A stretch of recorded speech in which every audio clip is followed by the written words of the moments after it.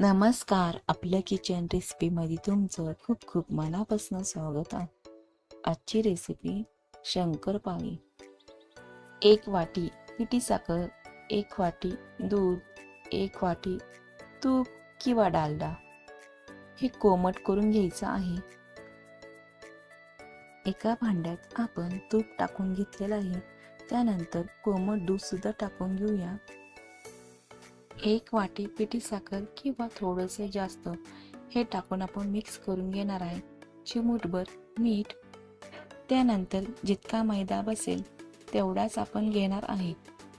मैदा टाकून घेतलेला आहे, त्या व्यवस्थित मिक्स करून घेऊया. यामध्ये थोडा अजून मैदा लागेल, आपण पुन्हा थोडा मैदा टाकून घेऊया. शंकरपाळीचं पीठ घट्ट असं मळून घ्यायचे आहे. जितका मैदा लागेल तेवढाच मैदा आपण घ्यायचा आहे. व्यवस्थित मळून घ्यायचं. शंकरपाळी करण्याचे कारण की हा पदार्थ 15 ते 20 दिवस चांगले टिकतात आणि हा पदार्थ मुलांच्या खाऊच्या टिफिनसाठी बनवत आहोत. 1 तासाने शंकरपाळीचं पीठ पाहिल्यानंतर छान असं मुरलेलं आहे.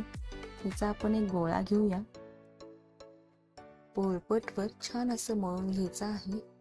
त्यानंतर गोळा तयार करून पोळीसारखं लाटून घेऊया. थोडं जाडसरच लाटून घेऊया.